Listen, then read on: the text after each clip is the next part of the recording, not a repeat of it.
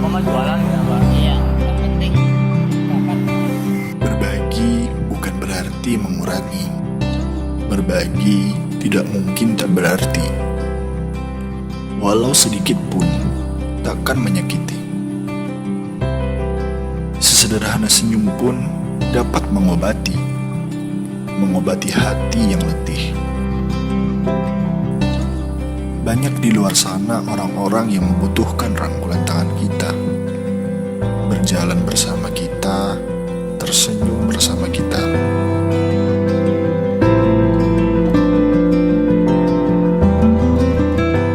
Kita doakan semoga sukses dan bisa lancar dari ilmu.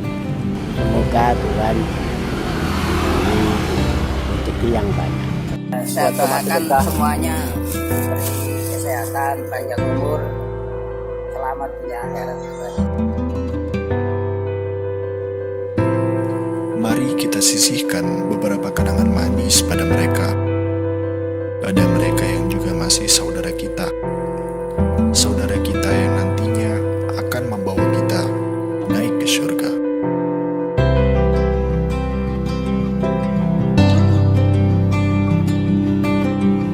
Hidup lebih berkah dengan sedekah bersama Rumah Sedekah Nahdlatul Ulama.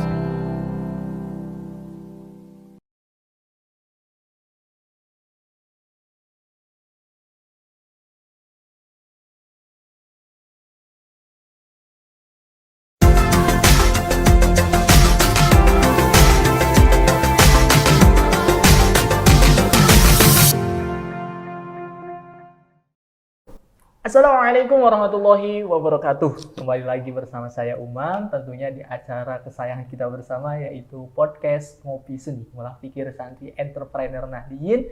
Tentunya di channel YouTube Rumah Sedekah Nahdlatul Ulama. Satu minggu kita libur karena kemarin ada acara, Rabunya ada kegiatan. Habis sisanya, jadi kali ini kita kembali lagi menjumpai Anda sekalian pemirsa, pecinta pengusaha yang pengen sukses. Nah, kali ini spesial banget, kita akan membicarakan kalau misalnya berbicara usaha kan pasti ada yang namanya halal ya. Nah, kali ini kita akan membicarakan tentang halal, yaitu dari bintang tamu kita Pak Andrianto. Assalamualaikum Pak. Waalaikumsalam. Beliau ini pemirsa dari HCBM ya Pak? Ya, Halal Center Bahru Mafiro. Ya. Nah, ini gimana Pak? Keadaannya sehat atau? Ya, alhamdulillah sama Allah dikasih agak sedikit sakit. Jadi kemarin hari Sabtu dan Minggu itu Surabaya kan baru hujan. Oh gitu. Kalau Malang kan udah bolak-balik hujannya. Kalau di Surabaya baru hujan, jadi dari panas terus langsung kerasa dingin. Nah, itu sudah mulai ini alhamdulillah, tapi sudah mulai agak hilang batuknya. Gitu. Kalau Jawanya pancaroba ya Pak? Pancaroba. Pancaroba ada pergantian musim ya, emang iya. Pancaroba itu ya bisa membawa efek tubuh kita semakin menurun ya. Tapi semoga sembuh ya Pak. Ya alhamdulillah sudah dibanding Sabtu dan Minggu kemarin, alhamdulillah Minggu sudah dari pondok terus sudah agak enakan juga. Alhamdulillah, terus hari ini sudah agak berkurang. Jadi bisa ngobrol agak lama. Orang batuk biasanya kan nggak bisa ngobrol lama gitu. Tapi ini datang dari mana Pak? Dari Surabaya? Dari Surabaya. Domisilinya di Surabaya? Domisili di Surabaya. Jadi kalau ke pondok ya riwa-riwi. Rutin biasanya kalau nggak Sabtu atau Minggu biasanya. Cuman kalau di tengah-tengah Isyadintel misalnya pengasuh atau ada acara rutin atau acara mendadak atau acara rapat atau terkait dengan halal, insya Allah saya berangkat ke Malang nanti insya Allah. Tapi PP Pak? PP. Masih kuat Pak? Alhamdulillah. Ini patut dicontoh buat para pengusaha muda nih yang tentunya baru melangkah nih. Kamu mau melangkah menjadi pengusaha aja males-malesan nih Bapak yang udah berumur ya Pak. Masih semangat bolak-balik Surabaya Malang, ya, keren banget. Jadi awal mulanya gimana Pak? Ini domisili di Surabaya kok bisa ngurus-ngurus di Malang? Ya, jadi kebetulan kami ini dulu di Surabaya itu ada jamaahnya Pondok Pesantren Bahru Mafiro. Oh, gitu. Waktu itu kami masih aktif pada saat kami masih mahasiswa ya. Masih mahasiswa, SMA itu kami sowan atau kami ngaji ke abahnya Gus Lukman.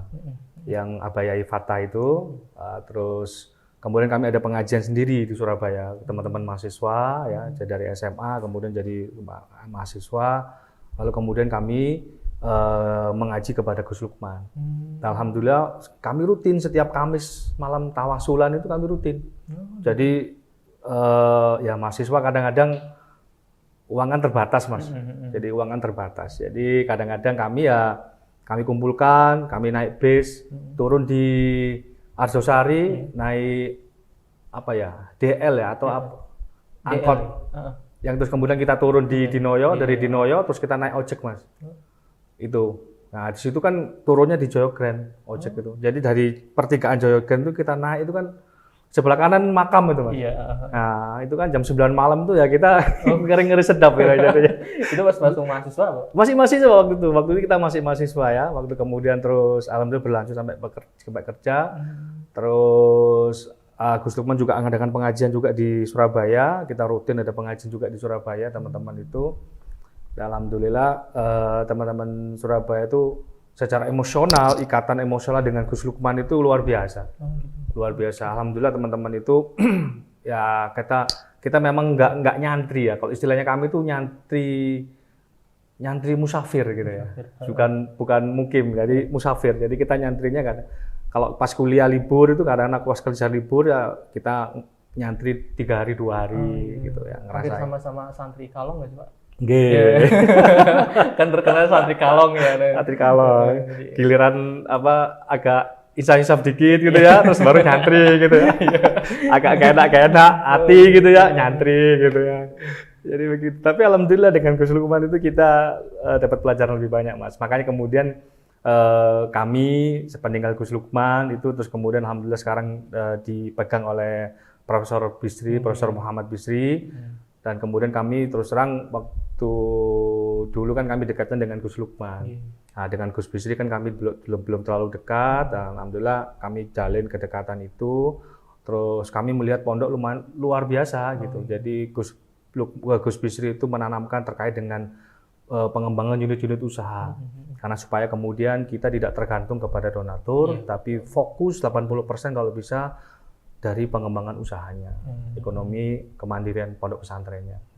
Nah itu kemudian kami alhamdulillah diberikan amanah oleh Prof. Bisri untuk ada satu unit usaha namanya Halal Center BM. Jadi sebenarnya ini ternyata 2019 Mas, itu 2019 itu Gus Bisri itu sudah mendirikan Halal Center Baru Mafiro dan diresmikan oleh Bu Khofifah. Jadi kalau jenengan searching di Google gitu ya, googling gitu aja sudah ketemu itu Halal Center Baru Mafiro itu 2019 itu ternyata dibentuk dan didirikan oleh Prof. Bisri atau Gus Bisri dan diresmikan oleh Bu Khofifah. Waktu 2019 2019 belum. Saya belum aktif waktu itu. Saya juga baru tahu loh Pak 2019. Takutnya 2000 baru aja ya 2021 gitu ya, kira-kira 2021.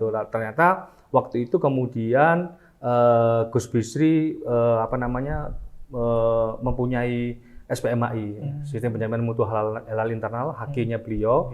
Kemudian alhamdulillah pada saat 2022 ini kami dipercaya oleh Bank Indonesia untuk membantu 250 UMK se-Jawa Timur untuk pengurusan sertifikasi halal. Dan alhamdulillahnya lagi 100 dari 250 itu 100-nya adalah dari kalangan pondok pesantren. Oh gitu. Nah, itu apa emang itu sepemikiran sama Gus Bisri itu? Iya.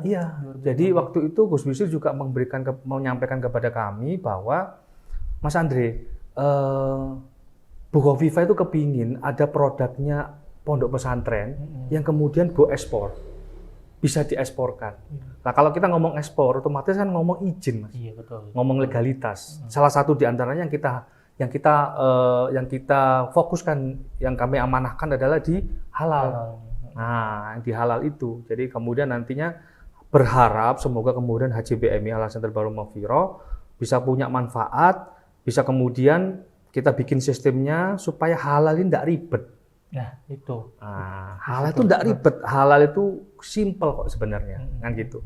Dan terutama lagi kemudian nanti kalau kemudian Pondok Pesantren Baru Mafiro sudah mulai bisa besar, sudah mulai punya pengalaman bagus, alhamdulillah sekarang kita mau kembangkan lebih banyak Mas. Tidak hanya sekedar ngomong halal, nanti ngomong perizinan juga, kita bantu mereka di BPOM. Ujung-ujungnya nanti kita kepingin juga akhirnya kita bikinkan semacam pondok kurasi ya. Pondok kurasi. Jadi inkubator berbasis pondok pesantren. Wah, belum ada tuh, dengerin belum Jadi ada tuh. Prof. Bisri itu luar biasa, ide-idenya beliau itu luar biasa. Jadi beliau berharap kemudian dari pondok pesantren Bahrul Maghfirah ini, yang kemudian kita sudah punya pengalaman bagus, punya rekan-rekan dan teman-teman yang bagus, berharap kemudian kita bisa membantu banyak sekali pondok-pondok pesantren di Jawa Timur untuk kita geruduk bareng-bareng. Ayo kita sinergi bareng-bareng supaya halal ini tidak dikeroyok cuma satu orang. Kita bisa sinergi bareng-bareng. Makanya kemudian dasarnya adalah silaturahmi, sinergi, kolaborasi. Dan kekuatan nilai yang kami ditanamkan oleh Gus Bisri adalah apa? Ikhlas dan profesional. Nah, itu Rasulullah itu ikhlas dan profesional, Mas. Jadi profesional digarap secara benar dan ikhlas. Nah, kenapa? Ya kalau nggak ikhlas nanti capek nanti. Capek. Surabaya Malang kalau nggak ada ikhlasnya capek, Mas. Iya, itu dia.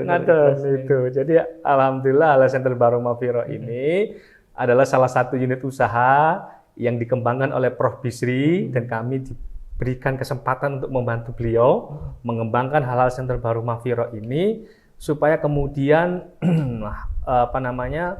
bisa membantu teman-teman untuk kemudian bisa mengurus sertifikasi halalnya.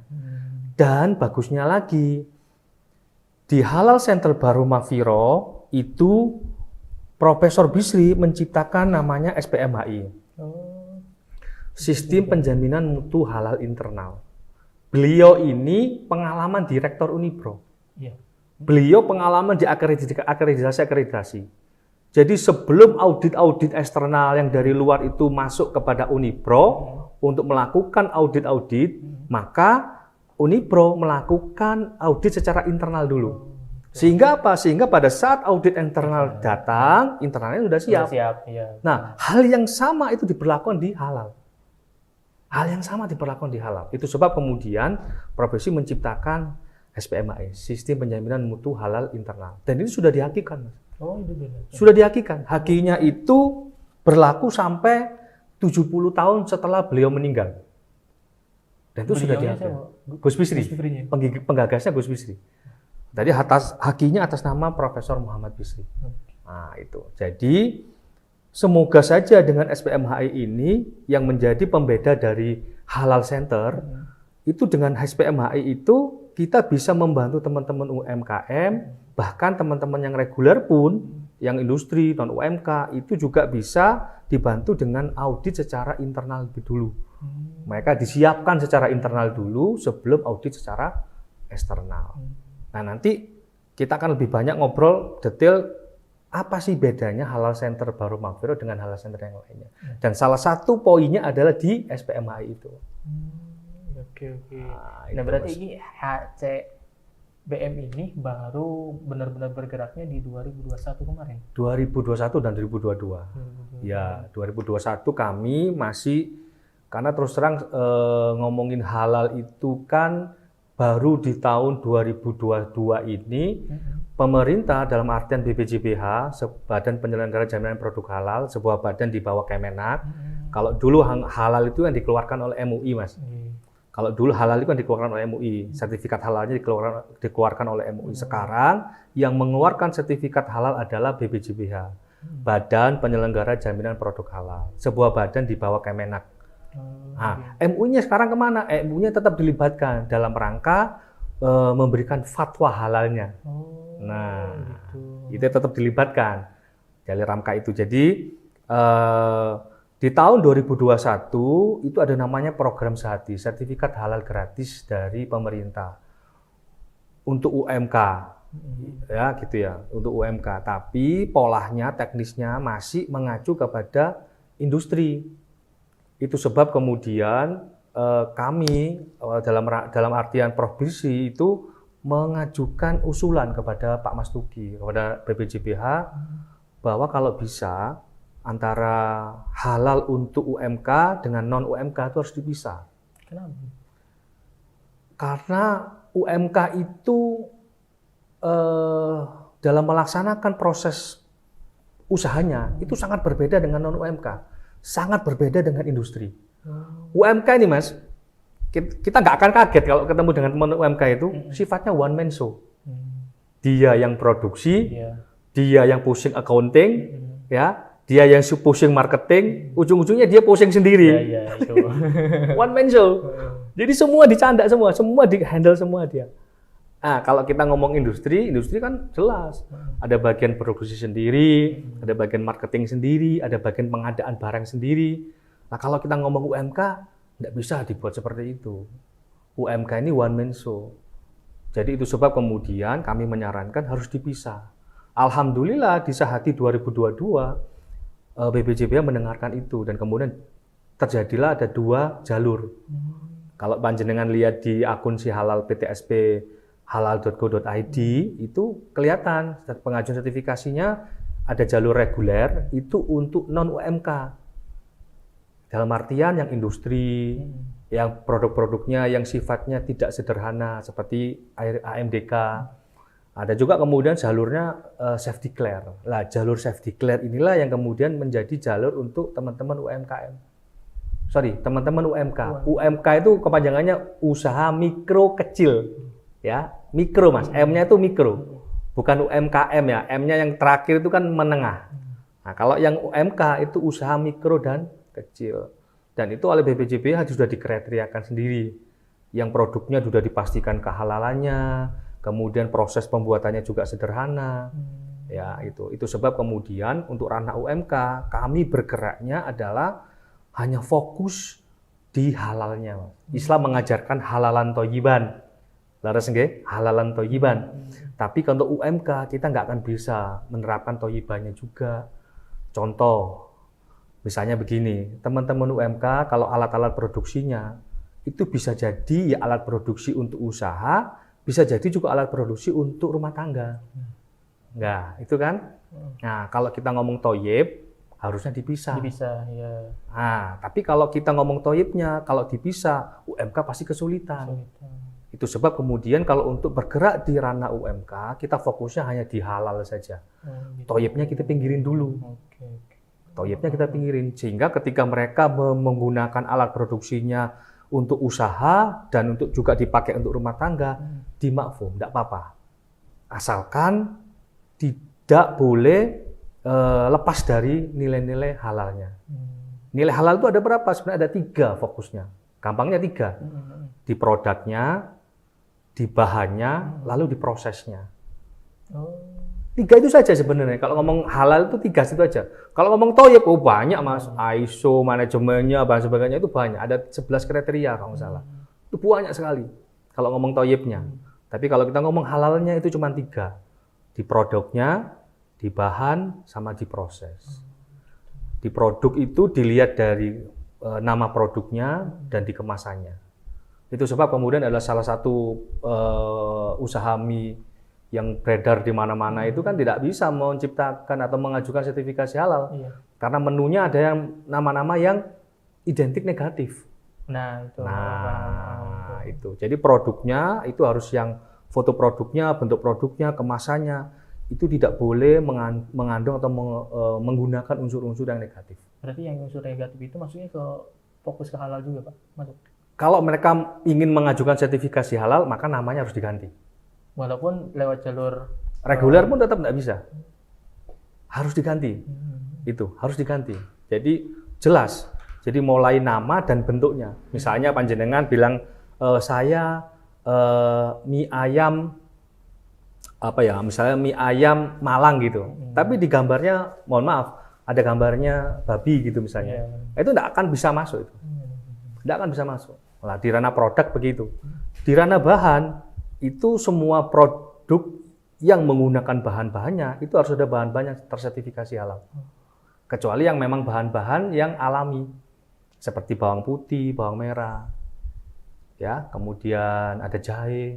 Nah, gitu itu kan alami. Asal panjenengan terimanya bukan bubuk ya. Karena kalau udah bubuk kan sudah mengalami proses berarti. Nah, itu. Kalau yang ketiga adalah di proses. Nah, inilah yang kemudian diproses, inilah yang kemudian menjadi pacuan kita juga bahwa kalau proses intinya adalah tidak boleh terkontaminasi oleh barang najis dan haram. Kami kemarin jalan di pondok-pondok pesantren. Kalau pondok pesantren kami yakin bahwa prosesnya tidak mungkin mereka akan menggunakan barang halal, haram, tidak mungkin. Tapi ingat bahwa kita juga harus terkena namanya najis. Nah, itu sebab kemudian najis pun harus kita analisa. Kami kemarin survei di pondok pesantren yang di Probolinggo, produksinya adalah kerupuk ikan, Mas. Kerupuk ikan. Mereka menjemurnya di depan rumah, gitu ya. Proses penjemuran itu masuk dalam proses ya, proses penjemuran kerupuknya di depan rumah. Kami sampaikan kepada mereka, titik kritis dari proses ini adalah apabila kerupuk yang dijemur itu kemudian dihinggapi atau dilompati oleh ayam. Nah, siapa tahu kemudian ayamnya mengeluarkan kotoran, jadi najis karena. Nah, itu harus diantisipasi. Nah, proses itu ya yang kemudian menjadi fokus kita juga. Jadi 3 itu saja. Di di produk, di bahan sama di prosesnya. Oke. Kita putus dulu ya, Pak. Siap. Karena akan ada season 2. Kita akan lebih jauh proses terhadap penghalalan bersama Pak Andre. Jangan kemana-mana, tetap di podcast Ngopi Seni, Mola Pikir Santri Entrepreneur Nahdien di channel YouTube Rumah Sedekah Nahdlatul Ulama bersama Bang Jatim Syariah.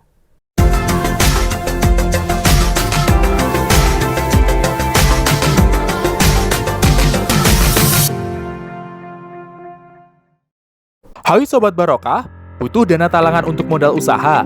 Jangan khawatir, pembiayaan piutang IB Barokah solusinya. Keunggulannya, jangka waktu maksimal 12 bulan, maksimal pembiayaan sebesar nilai invoice, perlindungan asuransi syariah, dan pemberian diskon atas ujroh wakalah penagihan transaksi. Informasi lebih lanjut, kunjungi laman bankjatim.co.id atau kunjungi kantor cabang syariah maupun kantor layanan syariah Bank Jatim. Usaha semakin barokah bersama Bank Jatim Syariah.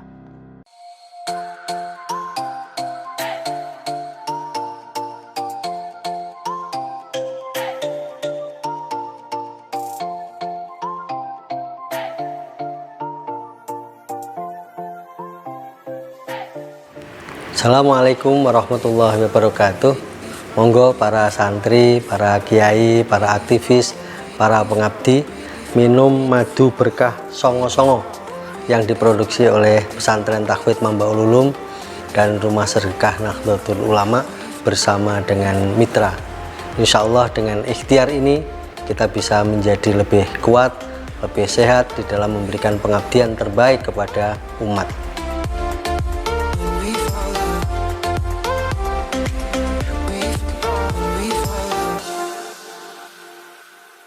Hai Sobat Barokah, kini kamu bisa melakukan pembayaran dengan virtual account Bank Jatim di aplikasi Oppo Mart. Caranya, buka aplikasi Oppo Mart, pilih produk yang kamu inginkan, masukkan alamat penerima dan pilih jasa pengiriman, kemudian pilih cara bayar dengan virtual account Bank Jatim.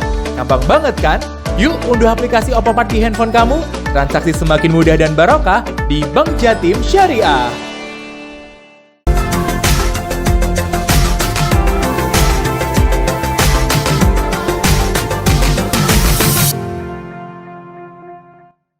Oke, kembali lagi bersama kami di acara podcast Ngopi Seni Ngolah Fikir Santri Entrepreneur Nahdien di channel YouTube Rumah Sedekah Nahdlatul Ulama bersama Bang Jatim Syariah. Kita ngobrol-ngobrol lebih jauh lagi tentang HCBM, Halal Center Bahrul Maghfirah bersama Pak Andre. Pak, kalau misalnya saya kan punya UKM ya Pak? Ya, produk. Produk itu hal apa yang pertama kali untuk bisa mendapatkan kejenengan ini? HCBM. Kalau kita fokus di sertifikasi halal BPJBH, itu pada dasarnya mengacu kepada 3 hal yang tadi itu, Mas. Cuma nanti ditambahi 1, namanya data usaha. Oh, datanya juga di ini. Gitu. Ada namanya kelengkapan administrasinya adalah data usaha. Data usaha itu terkait apa? Misalnya fotokopi KTP. Karena nanti yang kita ambil adalah NIK-nya. Fotokopi KTP, baik KTP pelaku usahanya atau juga nanti KTP penyelianya. Penyelia itu adalah orang yang bertanggung jawab dalam sebuah usaha untuk menjaga kehalalan produk, bahan, prosesnya. Jadi nanti biasanya kami sarankan kepada teman-teman UMKM Pak ini gimana? Pak pemilik usahanya siapa? Oh saya Pak Andre. Nanti yang jadi penyelianya istrinya Bapak aja. Oh gitu. Istrinya. Jadi kalau di ranah UMK itu penyelia masih yang penting kita sampaikan kepada mereka sosialisasi terkait 3 sistem kehalalan tadi kepada penyelia itu dan minta tolong untuk dibantu konsisten menjaga kehalalan semuanya itu. Nanti kalau di ranah reguler penyelia itu harus ada syaratnya. Mereka harus pernah ikut pelatihan penyelia halal, bahkan sampai harus ikut kompetensinya kalau di ranah reguler. Karena berbeda kalau di ranah reguler itu ranah industri yang mereka omsetnya besar, pasarnya besar, bahkan bukannya di lokal tapi bisa jadi nasional. Yang kemudian memang harus dibutuhkan penyelia-penyelia yang kompeten. Nah, kalau untuk UMK kadang kan cuma lokal ya. Pasarnya cuma satu kota itu aja gitu. Nah, makanya itu sebab kemudian kalau untuk UMK kita banyak makfumnya. Jadi penyeliannya cukup kemudian kami sosialisasikan, kami sampaikan bagaimana halal itu dan minta tolong dijaga produknya, bahannya, prosesnya untuk tetap di ranah halal. Nah, itu. Jadi nanti penyeliannya data usaha, fotokopi KTP pelaku usaha sama penyelia, terus NIB Mas. Oh NIB. NIB-nya itu NIB yang sudah berbasis resiko. NIB yang sudah berbasis resiko. Karena semua nanti semua pengurusan itu akan kita lakukan selalu memakai NIB. NIB itu penting. Jadi sekarang terintegrasi semuanya di NIB. Nah, data pelaku usahanya cuma itu saja. Nomor KTP pelaku penyelia, terus kemudian NIB. Lalu kemudian teman-teman UMKM itu mengirimkan yang terkait dengan produk itu foto produknya, foto produk dan nama produk, lalu memberikan rincian bahan apa saja yang digunakan. Kalau kita seperti bikin resep ya, bahannya apa aja ditulis, mereknya kan gitu. Lalu kemudian narasi prosesnya harus juga dijelaskan, tanpa menuliskan gramasinya, karena itu rahasia dapur. Iya. Nah, jadi gitu, berapa siung itu nggak usah tulisin, 2 siung bawang putih nggak perlu, tulis aja bawang putih diapain misalnya. Umumnya aja. Ya, hanya narasinya, simple cuma 4 itu saja. Nah ini yang tadi non reguler Pak, yang sosialisasinya. Apakah nanti ketika sudah sosialisasi setelah itu ada nggak jangka waktu untuk dipantau sama tim jaringan itu? Ya, jadi begini, alhamdulillah dengan sistem SPMAI ini itu kami sangat berharap dengan sistem yang dikeluarkan oleh Prof. Bisri ini kita bisa mempersiapkan secara internal dulu. Jadi konsepnya akan seperti itu tadi konsepnya. Kita menyiapkan secara internal dulu.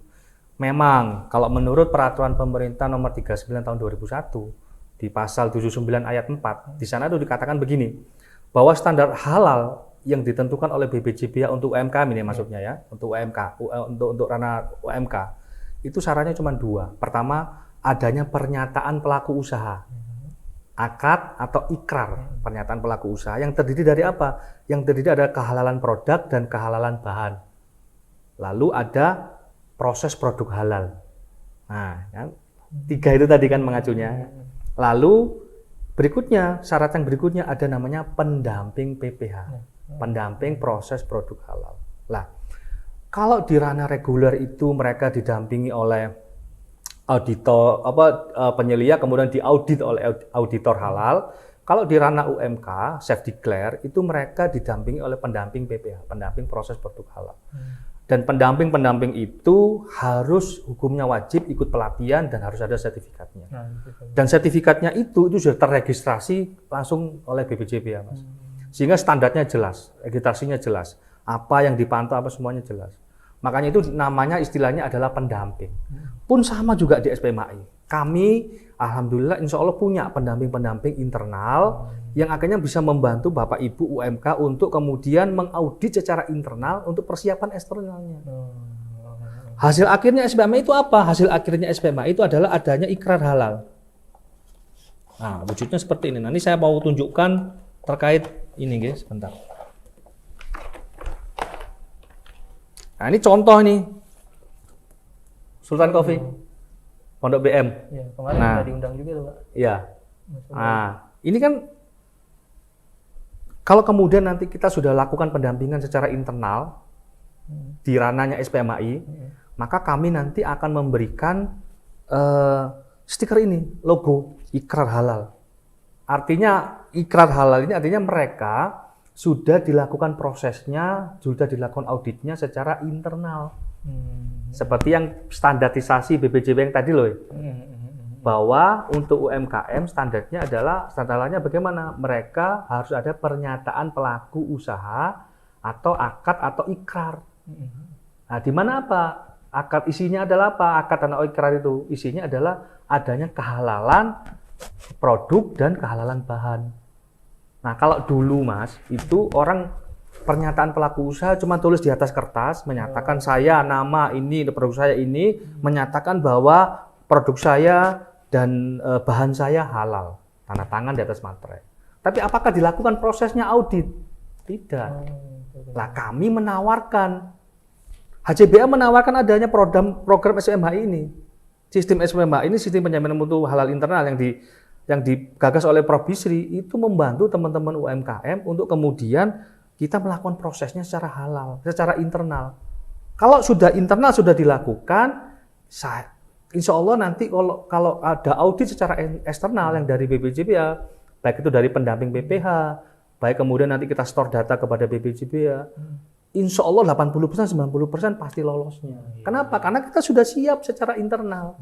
Nah, buktinya internal itu nanti kita seperti ini kita akan berikan.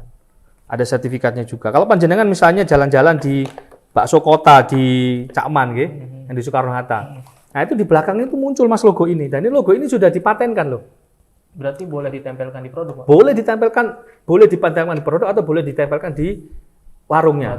Tapi ini internal, internal. Okay. Nah, sertifikasinya seperti ini nanti. Nah, inilah kemudian pembeda antara HCBM dengan yang lainnya. Kami membantu mendampingi benar-benar secara internal.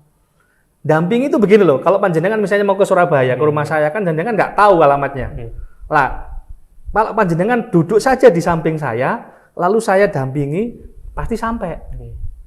Nyasar nggak? Insya Allah nggak nyasar, karena sampai dampingi, sampai saya dampingi.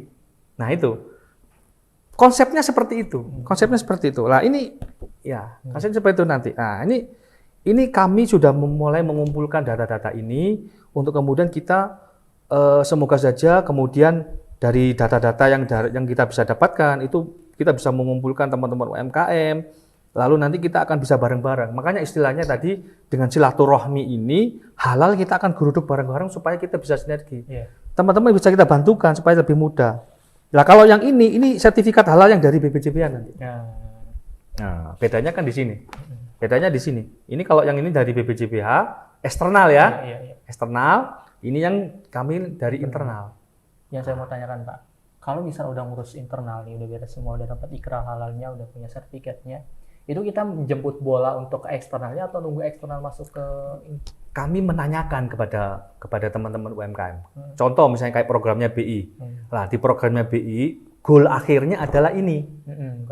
Goal akhirnya ini. Tapi proses awal yang dilakukan adalah ini. Sehingga apa? Sehingga teman-teman siap.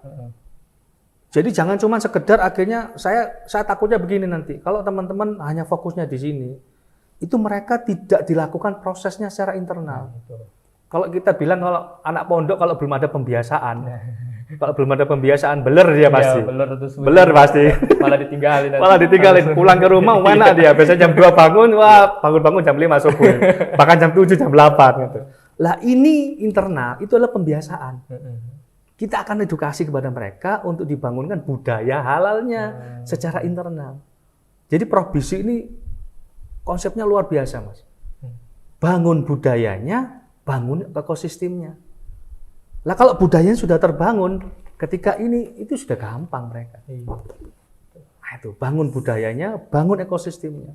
Di lapangan kami melihat banyak yang memang belum. Kita ngomong misalnya banyak UMK kita menggunakan gula aren, gula Jawa. Tapi banyak juga yang belum ada halalnya loh. Gitu. Padahal itu banyak digunakan. Contoh lagi misalnya ayam potong. Banyak teman-teman kita yang menggunakan lemper aja menggunakan ayam. Ya, banyak juga menggunakan bahan ayam itu. Tapi ayam itu kalau kita jujur, jangan kalau cari ayam ada label halalnya di mana? Jarang, Pak. Jarang. Paling ada yang bungkusan, tapi itu ada pun di mahal. supermarket. Dan itu mahal. Bagi UMK kalau mahal, wah pengaruh, Pak. Nah itu ya kemudian nanti semoga saja, tolong doakan kami. Semoga saja nantinya, semoga kami juga bisa membangun budaya itu dan membangun ekosistemnya. Semoga saja nanti Pondok Pesantren Bahrul Mahfirah juga bisa membangun rumah potong ayam, sehingga kemudian kami bisa membantu teman-teman di Ranah Malang ini ada rumah potong ayam yang bisa mensuplai teman-teman UMKM yang ada sertifikasi halalnya. Besar Mas gagasannya Prof. Bisi luar biasa, dan itu beliau harus disupport oleh kita semua. Saya terima kasih pada teman-teman Sedekah NU untuk bisa kami berikan kesempatan ini. Ilmu yang sangat bermanfaat untuk kalian nih yang masih kebingungan gitu kalau misalnya pengen lebih memajukan lagi di bidang usahanya, karena ini kan sertifikatnya perlu buat memasarkan juga, untuk memperkenalkan juga. Kita kembali ke season 3 ya Pak nanti. Siap. Kita ada pesan-pesan berikut ini, jangan kemana-mana, tetap di podcast Ngopi Seni Ngolah Pikir Santri Entrepreneur Nahdien di channel YouTube Rumah Sedekah Nahdlatul Ulama.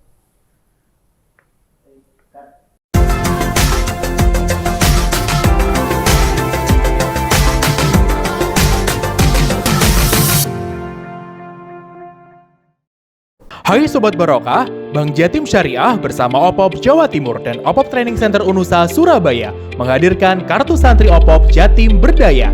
Kartu Santri OPOP Jatim Berdaya adalah kartu identitas bagi santri pondok pesantren di seluruh Jawa Timur. Kartu ini bisa digunakan sebagai sarana pembayaran, absensi santri, dan berbagai transaksi lainnya di pondok pesantren. Yuk miliki Kartu Santri OPOP Jatim Berdaya. Transaksi semakin mudah dan barokah di Bank Jatim Syariah.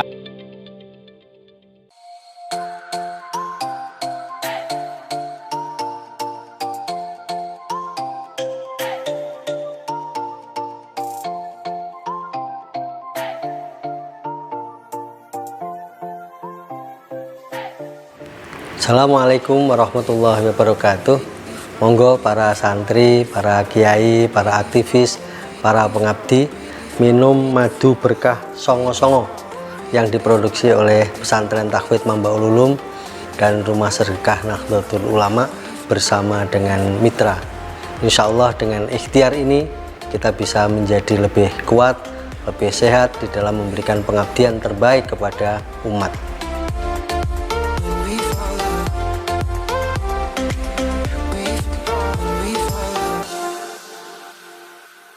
Hai Sobat Barokah, tahukah kamu kartu OPOP Jatim Berdaya? Kartu OPOP Jatim Berdaya adalah kartu ATM co-branding Bank Jatim Syariah bagi koperasi pondok pesantren anggota OPOP Jawa Timur. Kartu ini sebagai identitas dan akses bagi pelaku wirausaha berbasis pesantren untuk meningkatkan nilai ekonomi dan pemberdayaan produk pondok pesantren. Yuk segera gabung bersama OPOP Jawa Timur dan buka rekening di Bank Jatim Syariah. Pesantren berdaya, masyarakat sejahtera.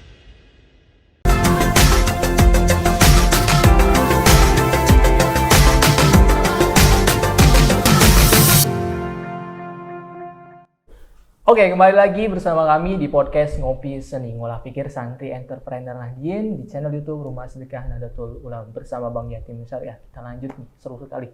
Saya makin menambah wawasan juga nih ya, Mas. Wah, itu minim banget untuk edukasi seperti ini tuh ya. Wah, ini mau melangkah usaha ya cuma awalnya dulu, nggak berpikiran. Nah, ini edukasi yang sangat penting nih. Nah, tadi kan udah dibahas panjang lebar ya Pak tentang halal dan lain sebagainya. Nah, kenapa sih Pak usaha ini harus melibatkan kehalalan atau ya sekelas UMK? Ada nggak sih dasar hukumnya? Jadi sekarang dengan posisi sertifikasi halal itu dipegang oleh BPJPA, sebuah badan di bawah Kemenak, itu berarti bahwa halal ini itu sudah dipegang oleh pemerintah dan sudah keluar undang-undangnya. Kalau kita ngomong hukum ya ngomongnya undang-undang. Artinya siapapun yang warga negara Indonesia yang tidak ikut atau tidak patuh terhadap undang-undang itu, maka akan ada sanksinya. Saya bacakan saja jadi supaya enggak bias ya. Jadi contoh ini, saya ingin melihatnya di Undang-Undang Nomor 33 tahun 2014.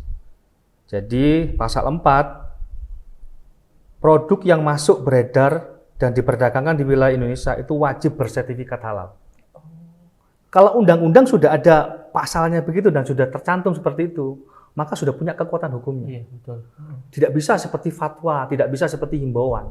Artinya kalau mereka yang masuk dan beredar, produk yang masuk dan beredar di wilayah dan diperdagangkan di wilayah Indonesia, tidak ada sertifikat halalnya, maka di take down, akan ditutup. Kemudian jangan khawatir, ada juga kemudian di pasal yang 26 ya,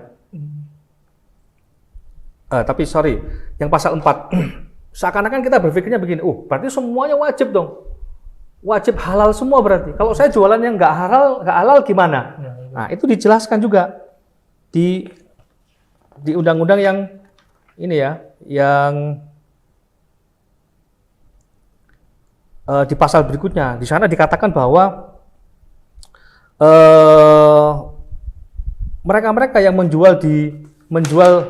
menjual makanan dan minuman yang yang pasal 26, pelaku usaha yang memproduksi dari bahan yang berasal dari bahan yang diharamkan sebagaimana yang dimaksud pada pasal 18 dan pasal 20 itu dikecualikan untuk mengajukan permohonan sertifikat halal.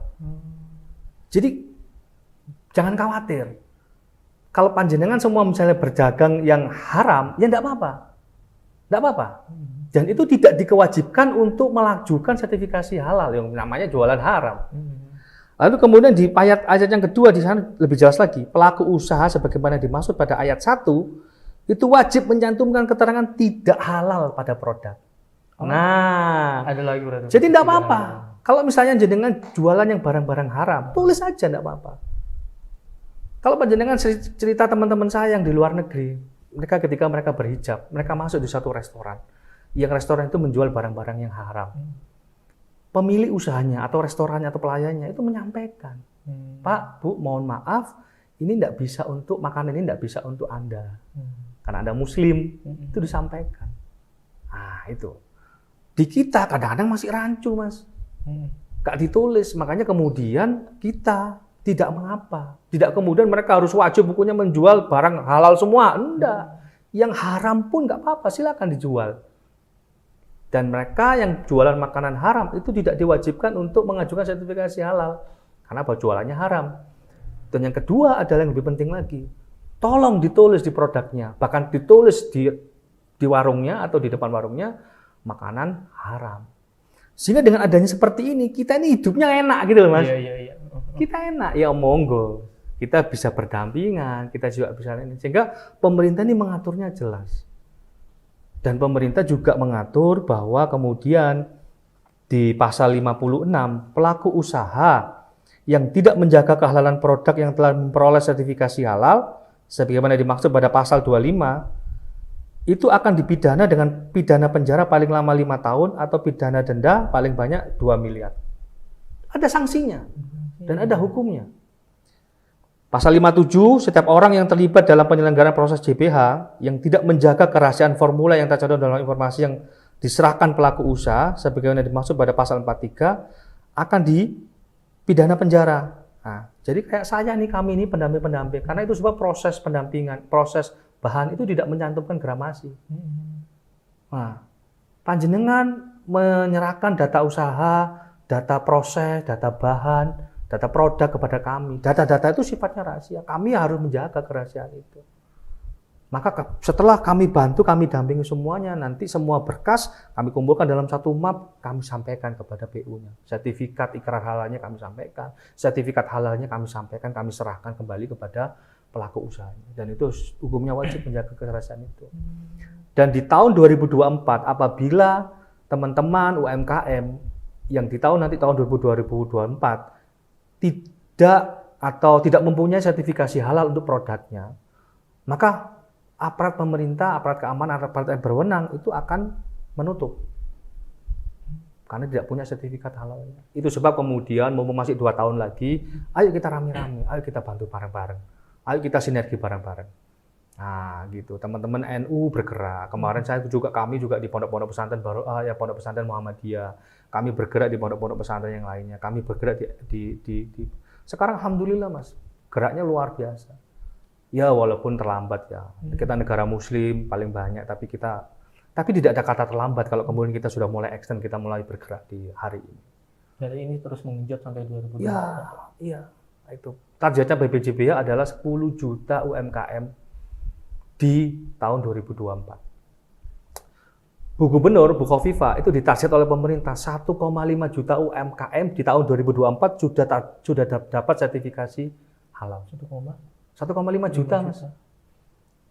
Itu kalau kita bergerak sendiri tidak bisa loh.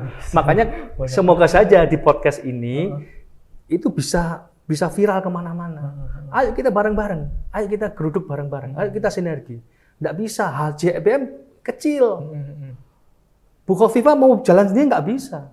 Maka harus bergerak dengan banyak orang, dengan banyak stakeholder, dengan banyak ormas-ormas. Bahkan jalan dengan NU, jalan dengan Muhammadiyah, dengan ormas yang lainnya, dengan BI yang punya uang, dengan bank-bank, dengan CSR, dengan semua perangkat kepentingan, BUMN, Pemkot, Pemda. Kami jalan, Mas, 250 UMKM, 150 itu dari dinas.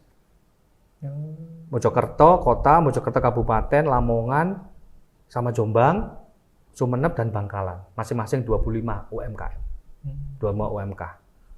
Itu kami bergerak dengan dinas-dinasnya. Alhamdulillah itu. Responnya juga bagus. Alhamdulillah. Pak, ini Kak, kalau misalnya ada yang nanya nih Pak, ini kan proses sertifikat halal ini, apakah ada pembiayaan atau bayar untuk? Kalau untuk programnya pemerintah yang sehati, itu gratis. Gratis ya, gratis. Kemudian kami yang dikerjasama dengan BI Jatim, itu kepada UMK-nya juga gratis. Gratis. Jadi kami tidak menarik biaya. Ya lucu ketika kami ada di Bangkalan, Mas. Kami sampaikan, Pak, kami ini gratis loh Pak. Bapak tidak dikenakan biaya sampai share pun. Loh Pak, Bapak ngomongnya di awal, nanti pas tengah-tengah bayar, pas belakang-belakangnya bayar. Saya bilang, Pak, dasarnya halal adalah kejujuran. Kalau saya bilang gratis, kemudian di tengah saya minta bayaran ke Bapak, atau minta tarif, atau minta uang, ataupun di belakang kami juga minta uang, kami pastikan kami haram itu Pak. Nggak berkah. Nggak berkah. Artinya nggak jujur. Nggak halal lah ibaratnya gitu. Jadi mereka dengan ada seperti ini mereka senang. Nah itu. Makanya semoga dengan cukup 4 saja, data usaha, data produk, data bahan, data proses, ya. Nah, itu teman-teman kan hanya mengumpulkan itu saja, tidak ribet-ribet. Nanti kami dampingi, pembuatan akunnya kami dampingi. Kalau mereka nggak punya NIB, kami buatkan mereka NIB. Bikin NIB paling lama 1 jam selesai kok. Aduh, ya, tidak sulit, 1 jam selesai. Cuma kadang ya kalau orang-orangnya malesnya itu lupa itu. UMKM Mas, itu sulitnya itu cuman begini. Mereka kalau bangun tidur ditanya, misalnya mereka usaha lemper, bangun tidur ditanya, kau bikin lemper bagaimana sih? Langsung jawab Mas. Ya. Wow, langsung jawab. Iya. Tapi giliran disuruh menulis apa yang mereka kerjakan itu sulit loh. Iya. Wah, Pak, nanti dulu ya Pak, nanti agak sorean Pak, agak guna. Itu sampai 1 minggu nggak mari-mari Mas, nggak selesai. Akhirnya kami lakukan, namanya kami pendamping ya. Kami datangi akhirnya kepada mereka. Kami sampaikan, Pak, ini kok lama Pak, narasi bahannya kok lama ya. Terus gini aja Pak, Bapak cerita saja, saya yang nulis. Aduh, nikmat banget gitu. Ya loh. Karena itu tadi, makanya kemudian Profesor Simek menyampaikan istilah kami adalah pendamping. Pendamping itu orang yang mendampingi loh, ya, mendampingi. Nah, itu. Jadi orang yang berada di sampingnya UMKM, kita dampingi. Itu kesulitannya di apa, kita dampingi, kita bantu. Sifatnya gitu. Jadi bukan di depan kami tarik-tarik, di belakang kita dorong-dorong, bukan. Kami berada di sampingnya panjenengan semua. Kami berada di sampingnya, kami ingin mendamping. Maka istilahnya pendamping. Dan semoga saja dengan SPMHI itu sistem penjaminan mutu halal internal yang diciptakan oleh Prof. Bisri itu luar biasa bisa membantu teman-teman UMKM untuk mempermudah terjadinya pembiasaan budaya halal dan mempermudah proses untuk menuju sertifikasi halal dari BPJBH. Kayaknya kurang ya waktunya untuk menjelaskan. Mungkin kalau misalnya di forum seminar ini banyak banget yang tanya, siapa yang mau tanya pada ngacung nih. Ya nanti karena ini ditayangkan Rabu ya Pak. Oh iya, bocoran dong, kira Rabu ya. Nanti yang nanya di komentarnya itu pasti hari Rabu nih. Kalau misalnya sekarang, Monggo lah, kami HCBM siap. Nanti bisa difasilitasi oleh part 2 bisa ya Pak? siap, Nanti kalau kan misalnya bisa difasilitasi oleh teman-teman sedekah NU untuk kita bisa mengadakan sosialisasi. Dan alhamdulillah Mas, insya Allah dalam waktu dekat, semoga saja Oktober ini kita sudah bisa melaunching Ya. bahwa Halal Center Baru Mafiro akan membuka klinik halal dan itu rutin akan diadakan minimal sebulan sekali. Ya. Kami punya BLK, kami punya tempatnya.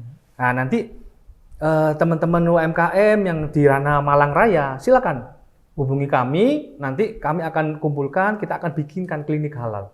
Kita akan rutin kok kita akan adakan, insya Allah sebulan minimal sekali lah kita akan adakan klinik halal di BLK Pondok Pesantren Baru Mafiro. Itu ngomongin masalah ngomongin masalah halal, Mas. Supaya apa? Supaya tercipta budayanya dan tercipta ekosistemnya.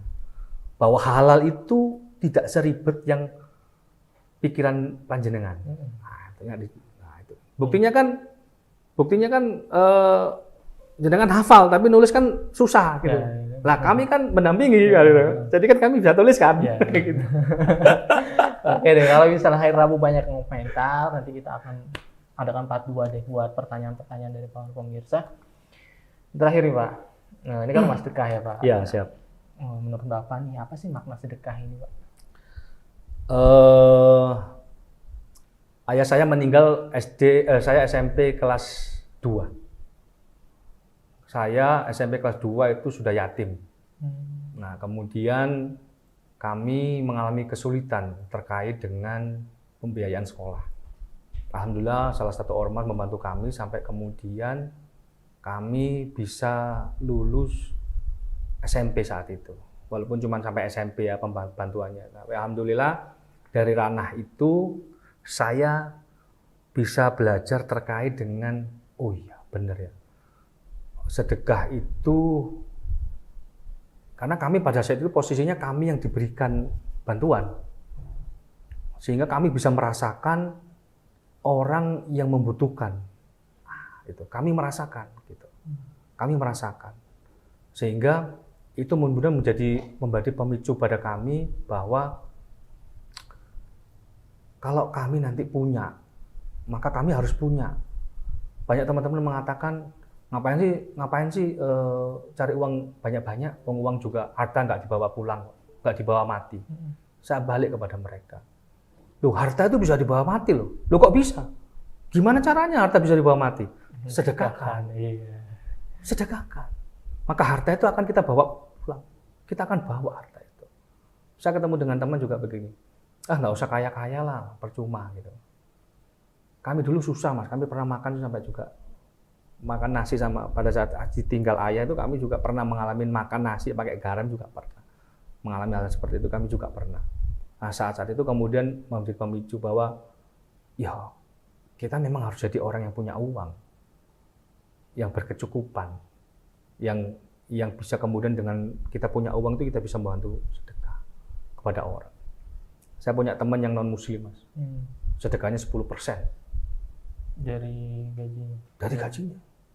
Kita 2,5% loh padahal. Iya. Itu masih medit-medit gitu. Oh iya. Makanya ada Ustadz bilang ke kata saya, Mas Andri, kalau sampai memberikan uang 2,5%, itu namanya bukan sedekah. Loh kok bisa gitu Ustadz? Iya. 2,5% itu adalah haknya orang lain di atas harta sampean. Kalau sampean ingin mengeluarkan harta sampean, ya lebihkan. Makanya saya bilang, loh Ustadz, makanya kok orang-orang luar, orang-orang non-muslim itu banyak 10%. Dan mereka meyakini itu. Pengusaha-pengusaha Amerika itu meyakini. Begitu mereka keluar 10% tidak yakin. Balik. Nah, itu. Jadi itu kemudian ini salah satu juga yang menyebabkan kami untuk balik Mas kepada Pondok Pesantren Baru Mafiro. Saya dengan teman-teman saya yang jamaah pengajian dulu, mahasiswa yang dulu diasuh oleh Gus Lukman, itu kami sampaikan, ayo Mas, masuk zamannya kuliah dulu, kita ini nggak punya duit di zaman kuliah, dan kita berani loh malam-malam tawasul, berangkat kemis. Kami dulu pernah Mas, malam-malam naik kereta ke Malang, itu zamannya bonek sama Aremania bertengkar. Itu di stasiun Gubeng kami itu dilempari sama bonek. Dikiranya kita orang Malang yang pulang ke orang Malang yang pulang ke supporter Malang yang pulang ke Malang. Itu kereta diselempari sebenarnya. Sampai seperti itu. Saya bilang sama teman-teman, loh, kita dulu perjuangan sampai seperti itu. Mentok-mentok kalau kita nggak punya uang, kita nunut sama orang yang punya mobil. Nunut yang punya, kita punya. Lah sekarang kita punya uang. Bagaimana nasib kita? Yuk, ayo kita ngabdi. Abdi kemana? Ngabdi ke pondok pesantren. Makanya Gus Bisri bilang kepada saya, Mas Andre, kalau panjenengan misalnya sedekah ke masjid. Masjid itu cuma ada orang sholat dan orang baca Quran. Tapi kalau panjenengan sodako kepada pondok pesantren, itu lengkap. Ada orang ngajar ilmu, ada orang tahajud, ada orang puasa, ada orang qiyamul lail. Wes lengkap lah pondok pesantren. Dan itu niatkan jadi bangun aset jariah. Itu, bangunkan aset jariah. Makanya Gus Lukman itu saya teringat, barang siapa yang menanam kebaikan, itu bahasanya Gus Lukman, maka dia akan mendapatkan hasil dari kebaikannya dia. Itu luar biasa. Beliau berdua, ya sekarang waktunya kita bangun aset jariah kita dengan banyak-banyak, yaitu tadi membantu, salah satunya di ranah halal ini, membantu pondok pesantren Bahrul Mafiyah. Mulia sekali. Begitu ya. Semoga diberi kelancaran. Amin, amin. Pangestunya panjenengan semua dan butuh bantuan dari teman-teman semua. Ya, terima kasih ya Pak atas Siap, mampirnya di sini. Makasih Repot-repot banyak. dari Surabaya ini Pak. Saya kira dari Malang. Surabaya Malang itu cepat kok rasanya. Cepat sekarang ada tol ya. Iya. Kalau sekali pertama mungkin jauh, tapi kok udah bolak-balik rasanya Iya. ya. Udah kerasa lagi ada tol Kerasa sekarang. gitu. Sekali lagi terima kasih ya Pak. Semoga Sama-sama Mas, sama-sama. kebaikan jenengan dibalas Sama-sama teman-teman sedekah Indo, semoga bermanfaat. Amin ya rabbal alamin. Pemirsa, mungkin akhir dari pertemuan kali ini kita akan kembali bertemu di minggu depan.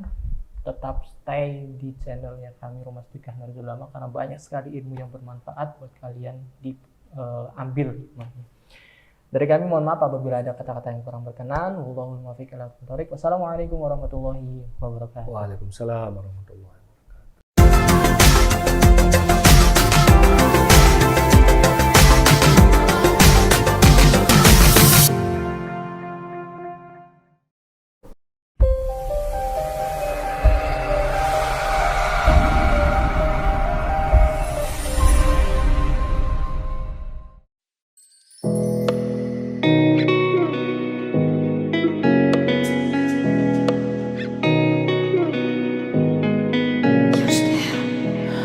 Sore hari ini kita akan berkunjung ke rumah korban kebakaran yang kebetulan ini mirisnya satu keluarga penjual bubur yang korban kebakaran karena gas LPG.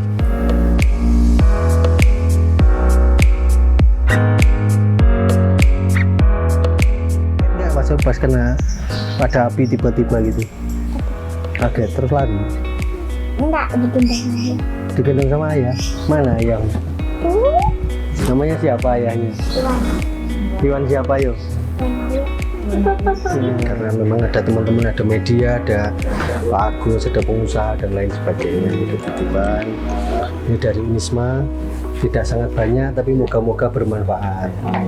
Paling tidak ini bisa untuk memulai usaha baru.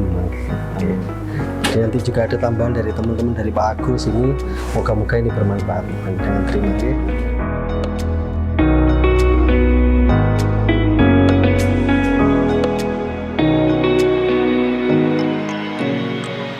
Terima kasih Bu Sadi. Salim. Yang kita berharap semoga itu bisa bermanfaat dan yang paling penting bantuan ini bisa menumbuhkan semangat yang bersangkutan untuk kembali bangkit, bekerja, bangkit untuk mencari bekal untuk ibadah kepada Allah Subhanahu wa Ta'ala. Pesan yang terakhir, kita semua jangan pernah lelah berbuat kebaikan karena kebaikan itu tidak akan pernah lekang oleh zaman. Terima kasih. Wallahul muwaffiq ila aqwamit thoriq.